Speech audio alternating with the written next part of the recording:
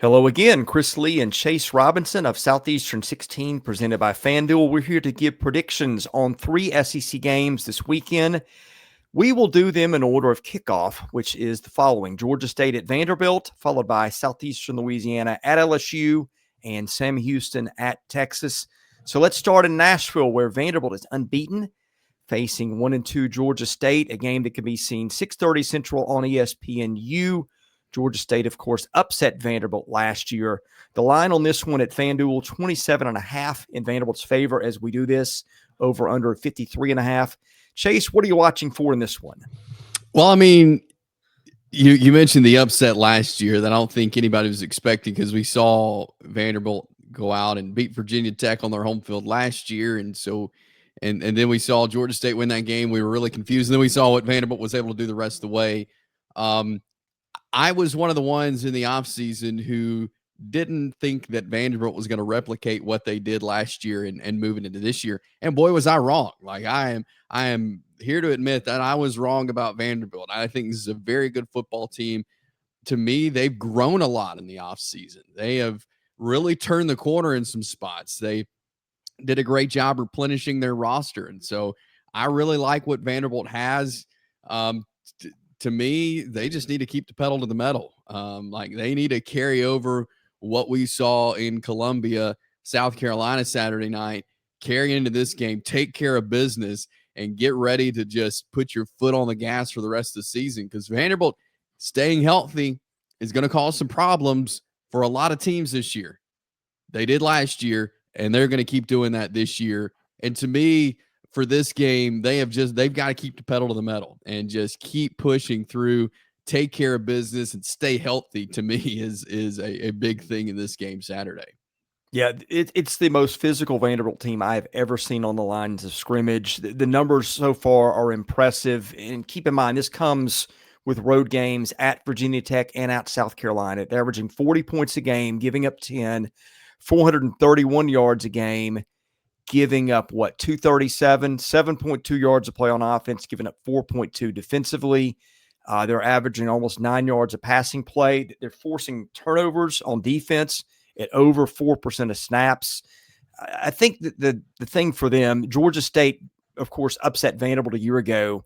And one of the big guys in that is Ted Hurst, who's a super athletic receiver for the Panthers. Frankly, I'm surprised he's still there. I think he's a guy that, had he gone in the portal, I think a ton of teams would have come after. Georgia State has used three quarterbacks. I guess the primary one, TJ Finley, who is 32 of 47 for 365. I think 3 touchdowns and 1 pick, and Cam Brown, who's thrown for 294 yards. But the defense for them really just kind of bleeding. They're giving up, 40.7 points a game, 6.8 yards of play, almost 8 yards of passing play. And the offense also turning it over 2.6% of the time. I think we'll get to picks in a minute, but I think just mistakes will be the thing to watch in this one, because Vanderbilt certainly made some in its game a year ago. So I think those are the things I'm watching: mistakes and discipline. We'll give our picks in just a second, but first of all, just a reminder, we're brought to you by GameTime. SIDEKICKS, officially licensed stainless steel drinkware, all SEC schools, 350 other universities, stainless steel sippy cups, tumblers, 40-ounce bottles, and shaker cups. SE16 gets you 20% off your entire order at GameTimeSidekicks.com. Chase, let's do picks. I'll start with you. Yeah, I'm taking Vanderbilt in this one. I think they protecting the football is going to be key again in this game. TJ Finley is Georgia State's quarterback, like you mentioned, the ones that has got a lot of snaps. SEC fans remember him. This is his 7th school, but he was at Auburn at one point. And he can move well. So Vanderbilt's got to contain him, but I think this is a big win for Vanderbilt, especially after what happened last year. And I think we're going to see the Commodores rolling a lot this season. So I'm taking Vanderbilt in this one.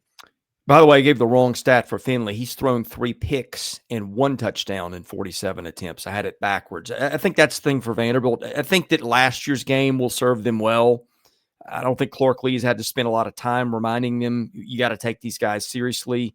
It's been a team that's been dialed in and locked in. My analytical model I've got, which is a bunch of mainstream services, FPI, places like that, actually has Vanderbilt by 32.5 in this game. I think Vanderbilt should take care of business and win this one pretty easily. All right, let's go to Louisiana. 6:45 Central on the SEC network. Southeastern Louisiana, which is 2-1, goes to LSU, which is unbeaten, but is really struggling offensively. There's no line on this one, but the same model that I've got, which this one for FBS or FCS schools is just based on Jeff Sager, and he's got LSU minus 32 in this one, including the home field. SELA has lost its only FBS game. That was a 24-0 shutout to Louisiana Tech in the opener, a team that LSU played last week. Yeah, what are you watching for here in this one, Chase? Really, just if LSU can get something going offensively. They were given so many opportunities in that game against Florida that they just could not take advantage of. And so, to me, that's the biggest thing right now for LSU. We know they're capable. They just feel stuck right now. And so, this is a good game to figure some things out. Some good in-game experience, but we're just really looking for their offense to be able to produce, to make something happen. I mean, they only scored 13 points against their offense. Only scored 13 points against Florida last Saturday night when there was, five. They got the ball 5 extra times off turnovers. Like they've got to be able to produce if they're going to be a playoff team like we think they could be. They've got to be able to get something done offensively. So I'm looking for that. How can they turn the corner in that way against SELA Saturday night? Yeah, I mean, the average over-under in LSU's game so far, Chase, is 29. LSU's given up 9 points a game, scoring just 20. I mean, the defense has been maybe the best in the country so far. Yeah. 260 yards a game, 9 points, 4.2 yards per play. And forcing turnovers on 3.2% of snaps. That's like an elite rate. Anything, I don't know, I think over 2.5% or so is elite. What is going on with the offense? I just don't get it there. Is it replacing the linemen? Is it getting your quarterback and your receivers in sync? I just look at the talent on paper and I don't know why the numbers are what they are. Yeah, and maybe it does have more to do with the line than maybe we thought it would. Because to me, that's if you just kind of break it down, if you look like that's where maybe a lot of it could lie. I thought Garrett Nussmeier would be better. I think they have a good receiving core. Maybe they're not on sync, but how often, Chris, do we sit here and say that LSU's defense is better than their offense? Because it's been the polar opposite the last few years. But yet we're sitting here saying that their defense, which has been good, is outperforming their offense. Something's wrong with that. That is not at all what we were expecting this season, or really from LSU as of late. I mean, I guess looking on the bright side, right? It's middle of September, and we knew that LSU had offensive talent. That has not changed. The players are still very talented. What we didn't know was with the defense gel. Like, we knew that Harold Perkins was a good player. Is he going to be healthy, though? Is he going to be productive? We knew Whit Weeks was a good player. We didn't know some of their guys in the secondary would come through the way they do. So if you want to look at this as a half full situation, hey, probably if you're saying, hey, you're coming into the season after 3 weeks, you're unbeaten, you got questions on one side of the ball, this is probably exactly what you would have hoped, that the questions wouldn't be on defense because the offensive talent is there. Now, no, listen to this, though. SELA, and again, this is just against one team that is an FCS or FBS team, but they're giving up 17 points, 272 yards a game. So this maybe won't be the Swiss cheese defense. I think that's a decent FCS program for LSU. But, I mean, bottom line, LSU's got to – we need to end the evening going, okay, that's the Garrett Nussmeier and the receiving room and the running room that I thought we were seeing coming into the year. No, yeah, I completely agree with you there. Like, they need to show something. They need to show some promise Saturday night. All right, before we get to the pick, ROKFORM is the world's strongest magnetic phone case, extreme protection, super strong magnets, ROKLOK secure mounting. September is the busiest month of the year with new iPhone release. SEC 25 gets you 25% off your order at rockform.com. That is ROKFORM. They make great stuff. I use it and swear by it. Picks, Chase, what have you got for LSU here? Yeah, I think this is a game where they can kind of set things offensively straight. I think they can go out and get a big win.